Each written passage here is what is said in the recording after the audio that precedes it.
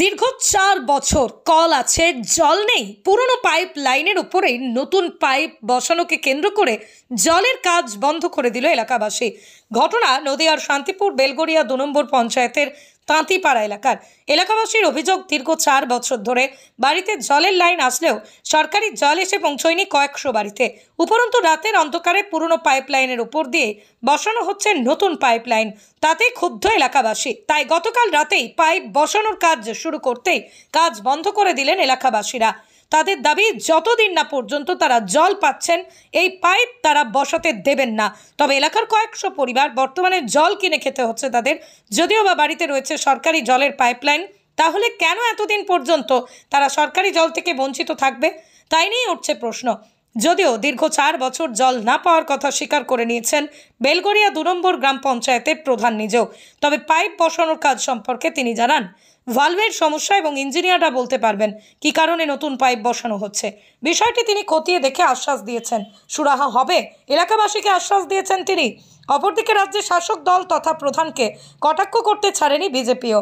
বিজেপির পক্ষ থেকে বলা হয়েছে, কেন্দ্রীয় সরকারের প্রকল্প নিজেদের নামে চালিয়ে সাধারণ মানুষকে ঠকাচ্ছে রাজ্যের শাসক দল এবং বর্তমান সরকার। যে ঘটনা সামনে এসেছে তা খুবই দুঃখজনক। যদি দ্রুত এই সমস্যার সমাধান না হয় তাহলে পরবর্তীতে বিজেপি বৃহত্তর আন্দোলনের ডাকও দেবে। অরিজিৎ ঘোষালের সাথে সুমিত দেবনাথের রিপোর্ট, ক্রাইম বেঙ্গল। এটা তো সাধারণত জল জীবন মিশনের প্রকল্প, সেন্ট্রাল গভর্নমেন্টের প্রকল্প। পাইপ বসিয়ে দিয়েছে, সেই পাইপ দিয়ে কেন জল যায়নি সেটা কিন্তু রাজ্য সরকারের ব্যর্থতা।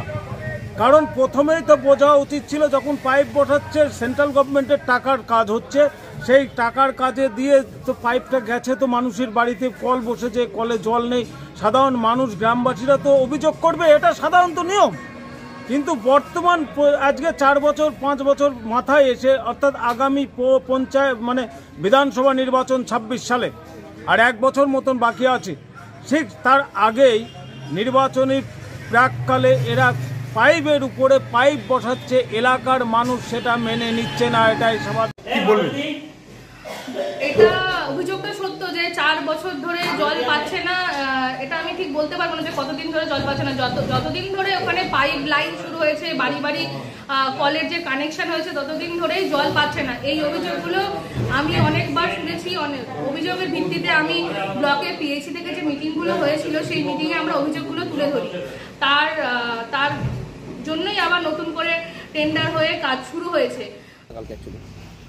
কালকে ওই ঘোরাঘুরি করছিল, এবার পাইপ যেটুক দিয়েছে তার তো সামান্য একটু বড় পাইপ সেটা দিয়েছে, ওই জন্যই সবাই আটকে দিয়েছে। যেরকম আগের বার জল ছিল না, ওই একই পাইপই জল ছিল না, এইবারও সেই একই পাইপ। মানে পুরনো পাইপের উপরে নতুন পাইপ বসাচ্ছে? হ্যাঁ, পুরনো পাইপের উপরে নতুন পাইপ তুলছে না। তো যে পাইপটা আগে দিয়েছিল সেটা তুলছে না। যে পাইপটা আগে পেতে তাতে কি জল আপনারা পেতেন? না না না। কত বছর ধরে জল পাচ্ছেন? 4 বছর হয়ে গেছে। 21 এই কারণে এলাকাবাসী কাজ বন্ধ করে দিয়েছে।